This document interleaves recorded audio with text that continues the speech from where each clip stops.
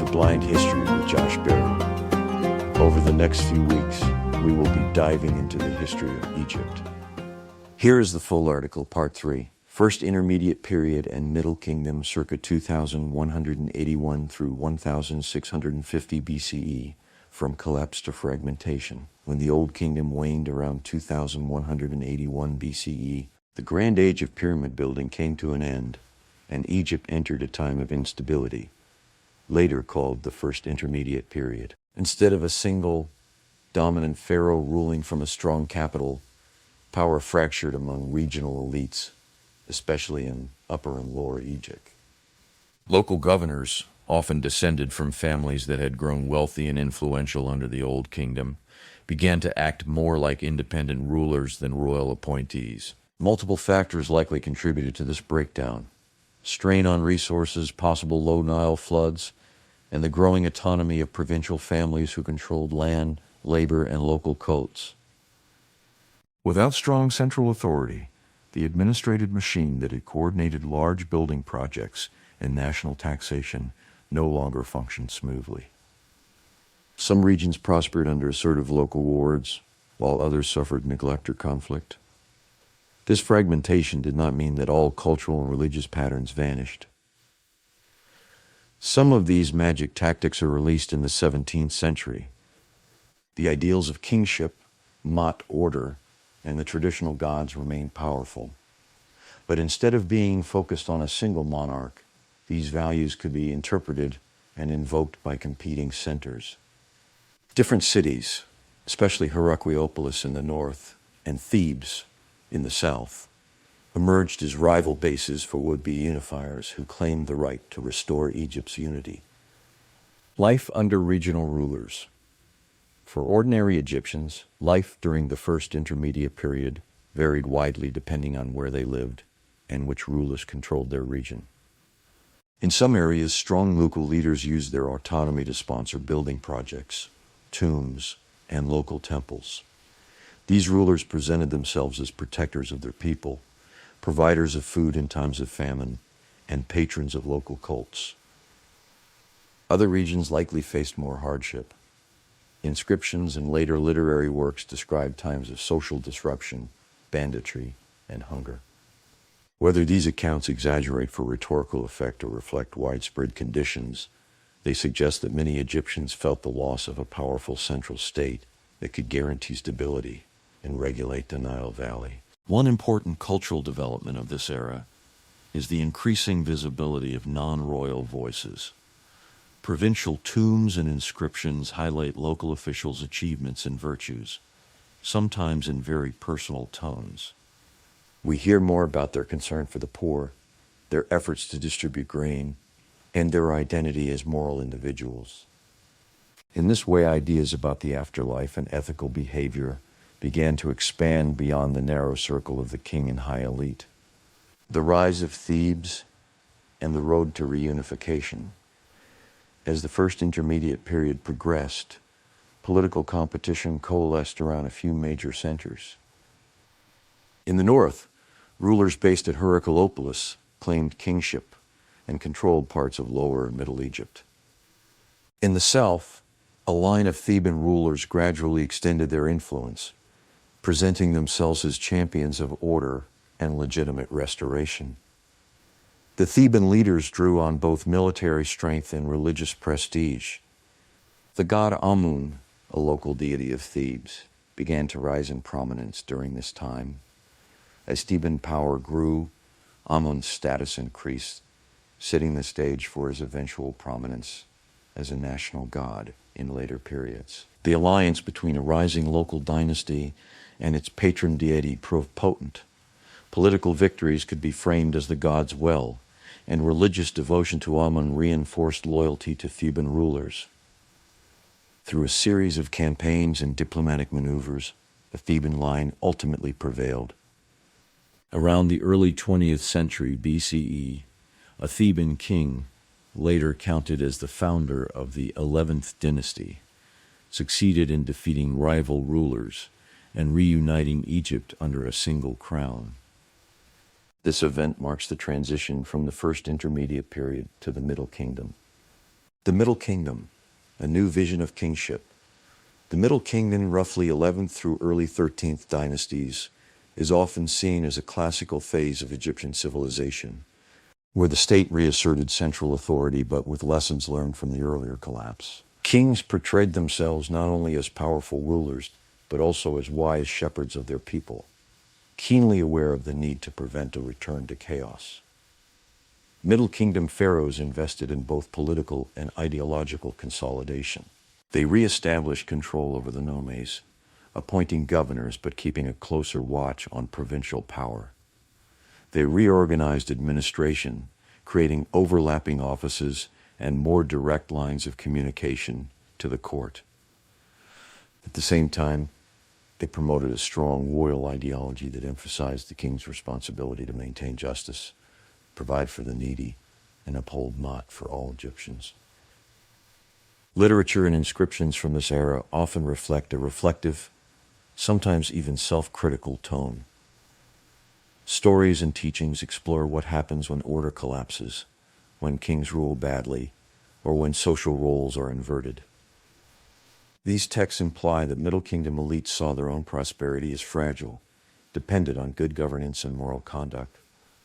Rebuilding the state and the economy, restoring centralized rule required practical steps as well as symbolic gestures.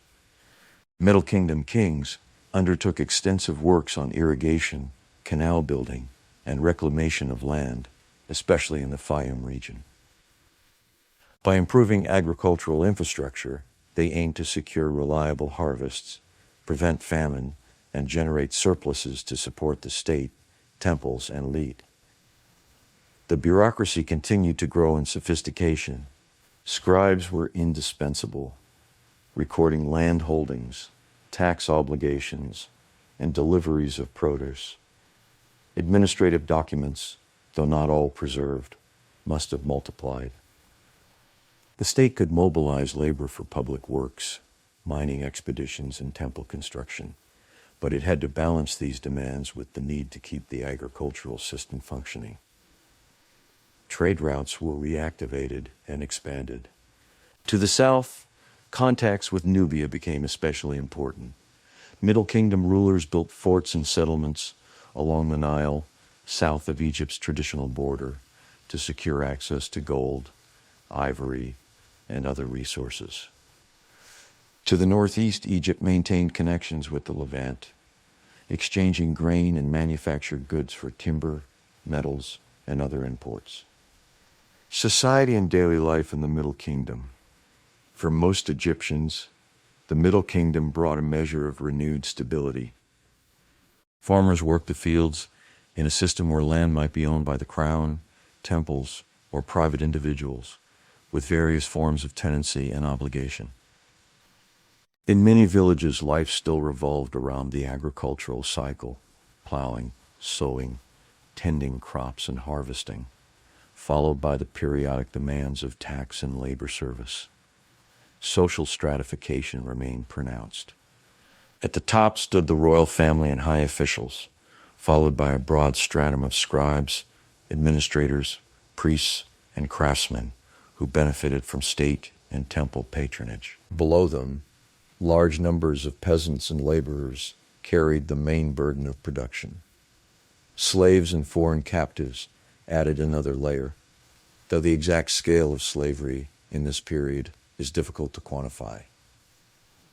One notable development is the growing sense that aspects of royal ideology, especially concerning the afterlife and moral behavior, were now relevant to a wider segment of society.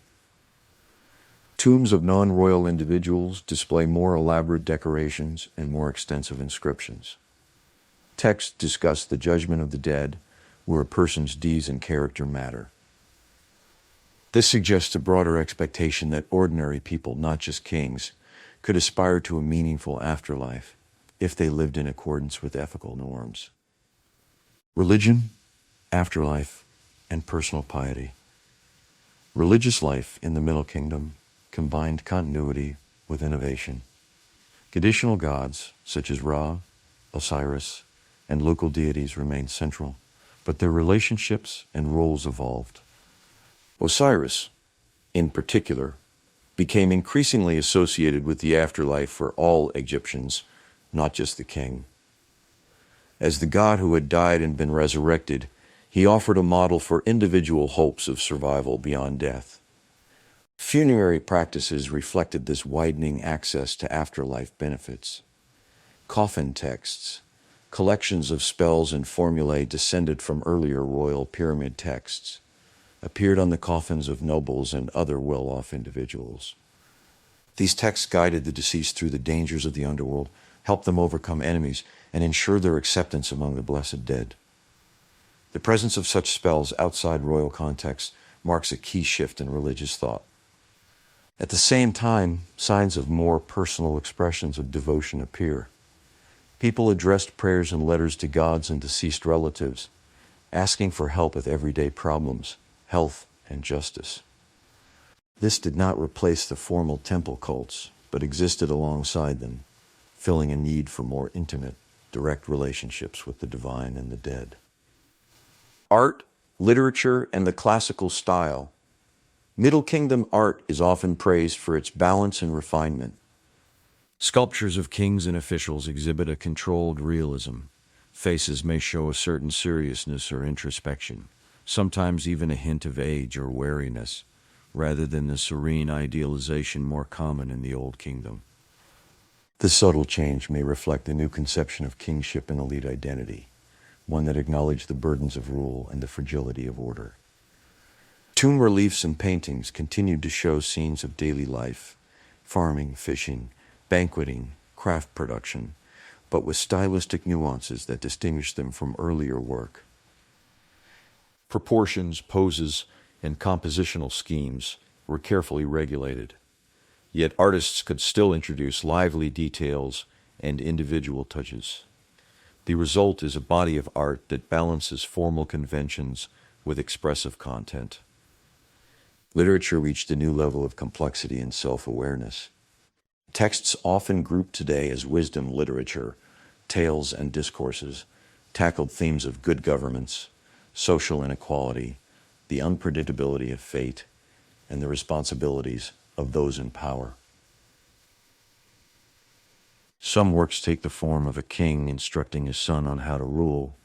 Others imagine a world turned upside down when order collapses. These compositions give a voice to elite anxieties and aspirations, and provide insight into how Middle Kingdom Egyptians thought about their own history. Foreign policy, Nubia, and defense. To secure its southern frontier and access to valuable resources, the Middle Kingdom state extended its influence deep into Nubia. Fortresses were built along strategic points, often near the Second Cataract, forming a chain of military and administrative outposts. These complexes housed garrisons, storage facilities, and sometimes communities of families and support personnel. Nubia was not merely a passive zone of exploitation. Local cultures and polities interacted with Egyptian garrisons and trade, intermarriage, and conflict. Egyptian material culture spread southward, and Nubian goods and styles appeared in Egypt. Over time, this long engagement would shape both regions profoundly, and later periods would see Nubian kingdoms playing major roles in Egyptian affairs. To the northeast, Egypt strengthened its defenses and developed a network of contacts with people in the Sinai and Levant. Mining operations in Sinai, particularly for copper and turquoise, continued under royal sponsorship, often commemorated by inscriptions carved into rock near the mines. Trade routes to the Levant brought in timber and other goods, but also exposed Egypt to potential threats, prompting the construction of fortifications and the development of border policies. The 13th dynasty and the seeds of new instability. As the Middle Kingdom progressed, especially into the 13th dynasty, signs of growing complexity and strain emerged. The royal line became more crowded and perhaps less stable, with many kings ruling for relatively short periods. While central administration continued to function, the sheer number of rulers suggests either internal competition or difficulties in maintaining a strong, long-lived kingship. Provincial elites and military officials again gained influence, and some regions may have begun to act more autonomously, though not yet in the openly fragmented way seen in the first intermediate period. At the same time, foreigners, particularly from Western Asia, settled in the eastern delta in increasing numbers. These groups, often called Asiatics in Egyptian texts, participated in local economies, serving as laborers, traders, or even mercenaries. Over time, these demographic and political shifts would contribute to another phase of fragmentation, often labeled the Second Intermediate Period. In that era, forum-based dynasties, including the Hyksos in the Delta, would share or contest power with native Egyptian rulers. But even as the Middle Kingdom order weakened, its administrative structures, religious ideas, and artistic norms remained deeply embedded and would continue to shape Egyptian life. The legacy of the First Intermediate Period and Middle Kingdom. The First Intermediate Period and Middle Kingdom together demonstrate Egypt's capacity for collapse and renewal. The breakdown of Old Kingdom centralization did not erase Egyptian identity or institutions. Instead, it forced elites to rethink how power should be organized and justified. The Middle Kingdom's rulers presented themselves as restorers of order who would learn from past failures, and their era left a deep impression on later generations. Later, Egyptians often look back to the Middle Kingdom as a model of just rule and cultural achievement. Literary works from this period continued to be copied centuries later, admired for their language and moral insights. Administrative practices, religious concepts like the democratization of the afterlife, and the more introspective style of kingship all influenced how subsequent dynasties imagined their own role. In your overall project, this section marks a transition from the first great age of divine kings and pyramids to a more self-aware, perhaps more humanly complex phase of Egyptian history. The state has proven that it can fall apart and be rebuilt. The people have learned that order is precious and fragile. As you move into the next sections covering the Second Intermediate Period and the New Kingdom, you'll see how these lessons played out in an era of foreign rule, imperial expansion, and renewed cultural brilliance. Section 3. Expanded First Intermediate Period and Middle Kingdom. C.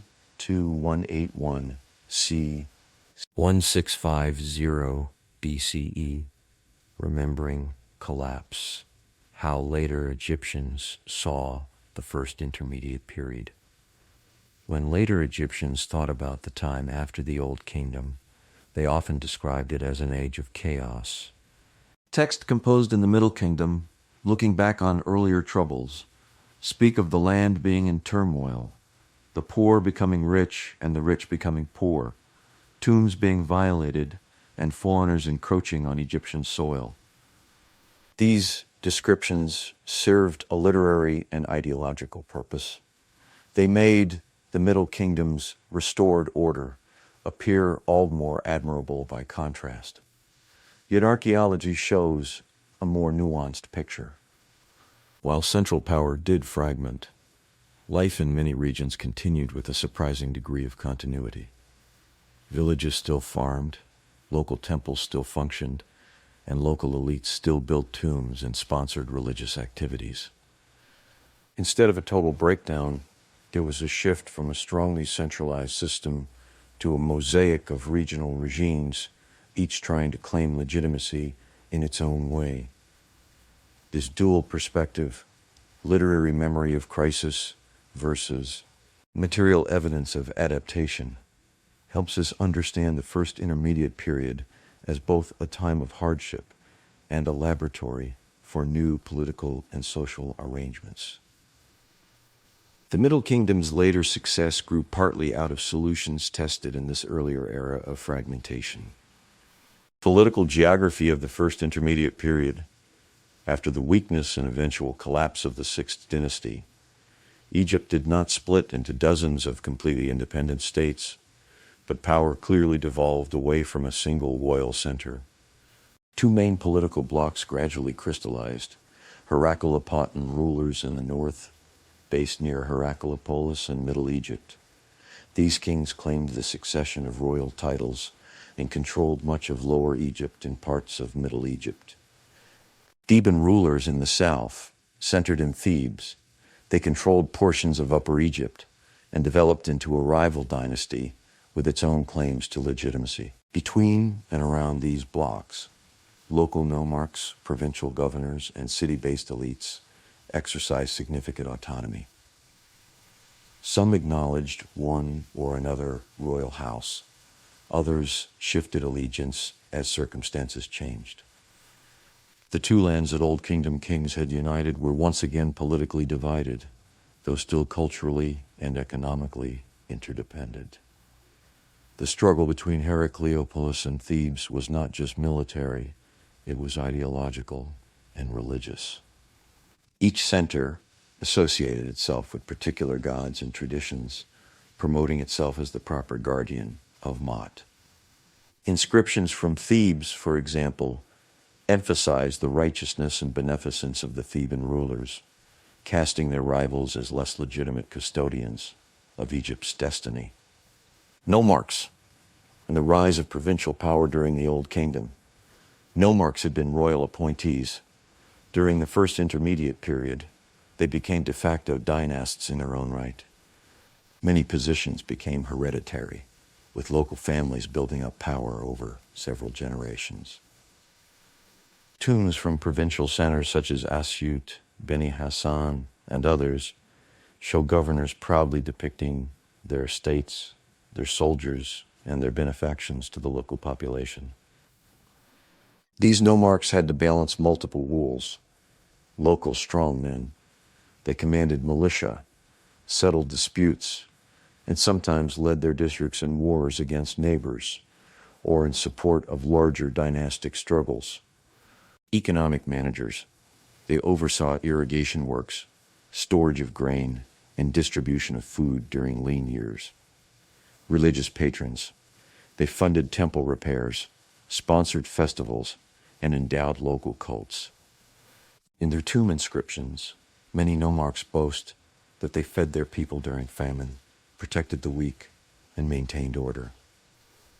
Whether fully accurate or partly rhetorical, these claims suggest that local expectations of leadership included concrete social responsibilities. In the absence of a strong king, provincial elites filled some of the vacuum by embodying ideals that had once been reserved for the pharaoh. Everyday life and regional variation. The first intermediate period was not experienced in the same way everywhere. In some regions, particularly near strong local centers, life may have continued relatively smoothly, with robust agricultural production and active temple life. In others, especially in contested border zones between rival powers, people might have faced raids, conscription, and disruption of trade. Environmental factors likely played a role. If Nile floods were erratic or frequently low, regions that depended on marginal lands would have suffered more. Inscriptions describing famine underscore how acutely communities felt the threat of failed harvests. Local leaders who could secure food imports, open granaries, or organize alternative sources of sustenance would gain prestige. Those who failed risk revolt or replacement. Culturally, regional variation increased. Artistic and architectural styles in Upper Egypt diverged somewhat from those in Lower and Middle Egypt, reflecting different networks of patronage and influence. Tomb decoration in some provincial centers developed distinctive local conventions, while still drawing on Old Kingdom models. This diversity would later be partly reabsorbed as the Middle Kingdom reasserted national norms, but traces of it would remain in local traditions. The path to reunification, Theban ascendancy. Over time, Thebes emerged as the most successful of the competing regional powers. The Theban rulers, originally local chiefs, gradually expanded their authority upstream and downstream along the Nile. They cultivated support from powerful priesthoods, especially for their local god Ammon, whose status rose in tandem with Thebes' political ascent. Military campaigns spearheaded by Theban rulers pushed northward against Herakleopolitan authority. The conflict was not a single decisive war, but a series of engagements, alliances, and sieges that shifted the balance of power over decades. Eventually, a Theban king, later remembered as the founder of the 11th dynasty that unified Egypt, succeeded in defeating the northern dynasty and absorbing its territories. Reunification was not only a political event, but also a symbolic act. The Theban king presented himself as the restorer of Maat, ending the chaos and division portrayed in contemporary literature. He revived royal rituals on a national scale, reestablished control over the nomes, and reaffirmed the unity of the two lands. This set the stage for the Middle Kingdom, in which Theban dynasties would rule a re-centralized Egypt. The Middle Kingdom's ideology of restoration. Middle King and kings, especially those of the 12th dynasty, were acutely conscious that they ruled after a period of fragmentation. Their inscriptions and sponsored literature express a restoration ideology, the idea that they had brought back order, rebuilt what was ruined, and set Egypt again on the right path. Texts sometimes attributed to these kings, such as instructions to their successors, emphasize the dangers of neglecting justice, allowing officials to become too powerful, or ignoring the needs of the people. They warned that misrule invites rebellion, social inversion, and divine displeasure. These reflections suggest that Middle Kingdom elites had internalized lessons from the Old Kingdom's collapse and the first intermediate period's turmoil. In imagery and ritual, Middle Kingdom pharaohs presented themselves as wise shepherds, more than purely distant, godlike figures. They emphasized their care for the poor, their diligence in hearing petitions, and their vigilance in punishing corrupt officials. Of course, this was idealized propaganda, but the very choice of themes indicates a shift in how kingship was articulated and understood. Administrative reforms and control of the provinces. To prevent a repeat of the Old Kingdom-style provincial autonomy, Middle Kingdom rulers undertook administrative reforms aimed at tightening central control. While nomes remained basic administrative units, the king and his court sought to limit the development of hereditary provincial dynasties that could challenge royal authority. Measures likely included rotating or shortening the tenure of nomarchs and other key officials, creating overlapping jurisdictions and new offices that reported directly to the capital, establishing royal estates and foundations in the provinces to anchor central presence, strengthening the role of the vizier and key ministries and supervising local administration. In some regions, old nomarch families were co-opted into higher state offices or integrated into the royal entourage, thereby reducing their local base of power while keeping their talents and prestige within the system. In others, new elites, loyal to the reigning dynasty, were installed. The end result was a more intricate, centrally directed bureaucracy that nonetheless relied on local knowledge and cooperation. The 12th dynasty, high point of the Middle Kingdom. The 12th dynasty is often seen as the apex of the Middle Kingdom.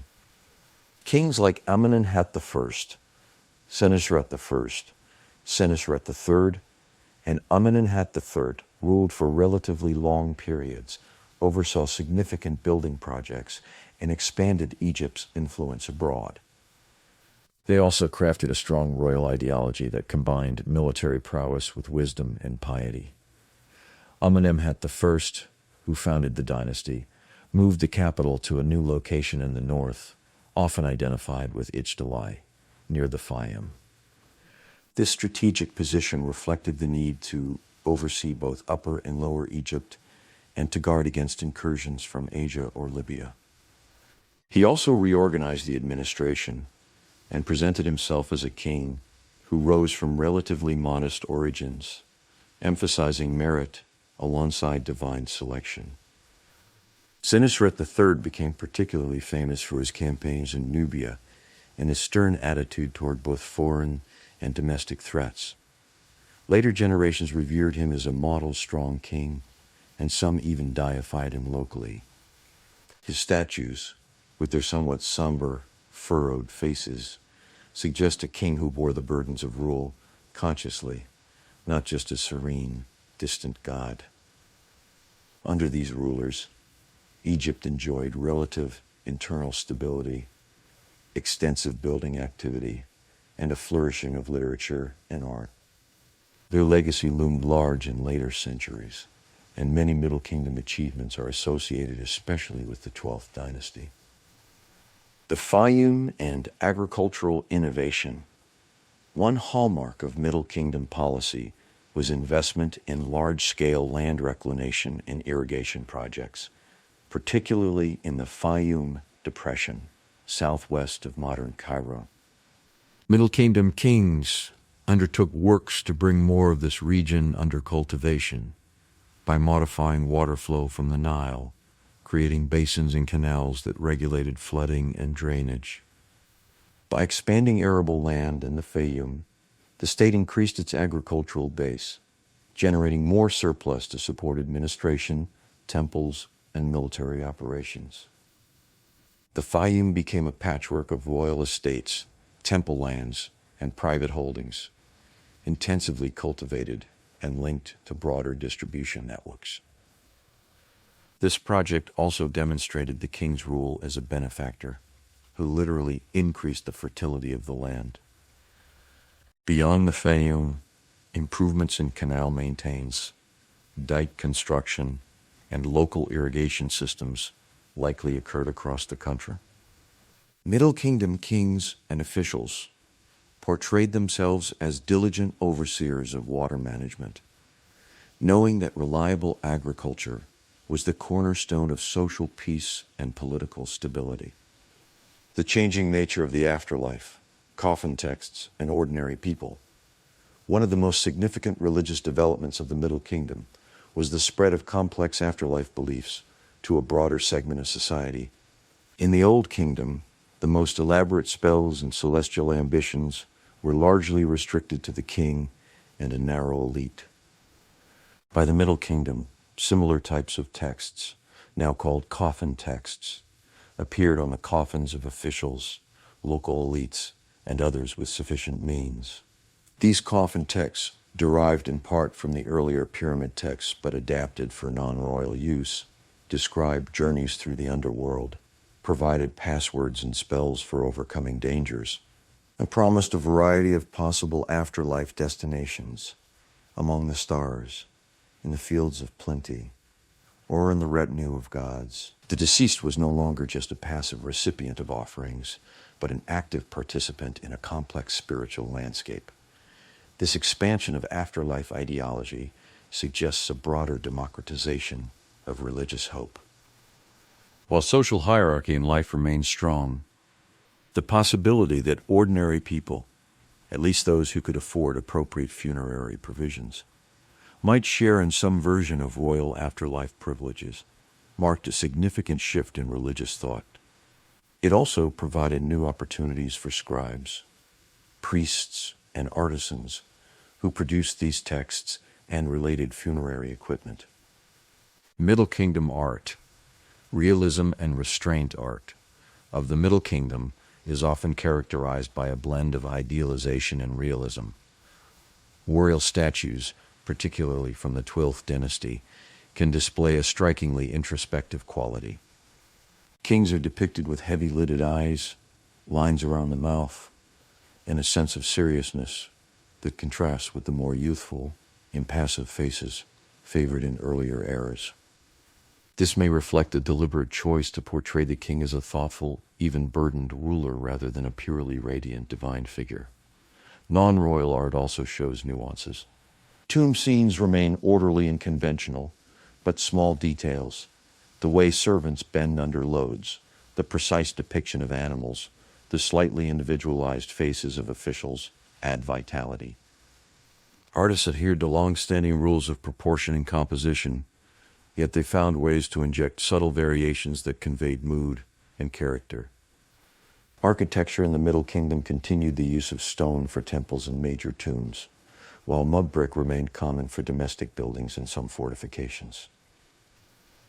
Royal pyramids were still built, but on a smaller scale, and often with different construction techniques that have not preserved, as well as their Old Kingdom predecessors. Mortuary complexes included rich decorative programs and chapels where ongoing cult could be maintained. Literature and the Middle Kingdom Renaissance. The Middle Kingdom is sometimes called a classical age of Egyptian literature. Although earlier texts existed, many of the works that later Egyptians considered exemplary were composed or took definitive form during this period. These include wisdom texts, instructions from fathers to sons or kings to heirs, treating topics like proper conduct, humility, justice, and the pitfalls of power.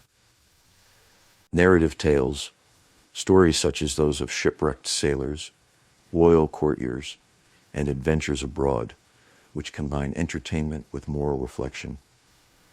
Laments and discourses, texts that imagine a world turned upside down, where the poor possess wealth, foreigners dominate, and the land suffers. These often serve as cautionary tales about what happens when maat is neglected. These works show Middle Kingdom authors grappling with questions of fate, social inequality, divine justice, and the possibility of wise rule. They often use the recent past, the First Intermediate Period, as a backdrop for exploring the consequences of misgovernment and the virtues required of leaders and subjects. For your project, incorporating references to these literary voices can enrich the narrative by adding reflective depth to the historical overview. Foreign policy, Nubia, the Levant, and defense. Middle Kingdom rulers pursued a more systematic and enduring engagement with Nubia than many of their predecessors. They built a chain of fortresses along the Nile, in Lower Nubia, at sites such as Buhen, Semna, and others. These forts serve multiple purposes: military defense, customs checkpoints, administrative centers, and hubs for trade and cultural interaction. By controlling Nubia, Egypt secured access to gold mines, ivory, animal products, and routes into sub-Saharan Africa. Egyptian garrisons and officials introduced Egyptian culture, religion, and language into the region, while also absorbing Nubian influences. Over time, this entanglement would give Nubian elites intimate knowledge of Egyptian ways, a fact that would matter greatly in later periods when Nubian kings took power in Egypt itself. To the northeast, the Middle Kingdom maintained contacts with the Levant through trade and diplomacy, and likely through limited military campaigns. Egyptian artifacts appear in coastal and inland sites, and foreigners from Asia appear in Egyptian art as traders, prisoners, or mercenaries. The state's foreign policy balanced the need for secure frontiers with the desire to benefit from long-distance exchange. The 13th dynasty, complexity and precarity. The transition from the 12th to the 13th dynasty did not involve a dramatic collapse, but rather a gradual shift into a more complex and less stable political configuration. The 13th dynasty saw a succession of many kings, some with short reigns, suggesting possible succession struggles, factionalism, or other forms of instability at the top. Despite this, bureaucracy and daily administration continued in many areas. Temples functioned, agricultural life went on, and building projects persisted, though on a more modest scale. It seems that the machinery of the state had enough momentum to carry on, even as the line of kings became more crowded and perhaps less effective at long-term planning and crisis management. Meanwhile, increasing numbers of foreigners, especially people labeled Asiatics from Western Asia, settled in the eastern delta.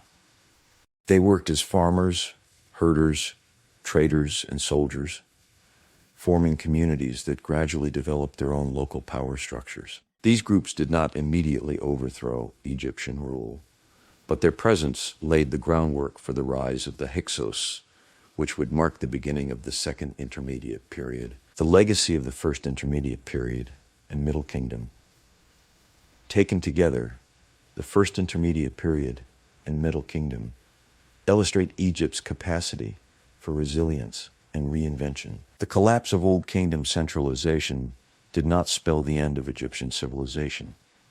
Rather, it forced a rethinking of how kingship, justice, and administration should work.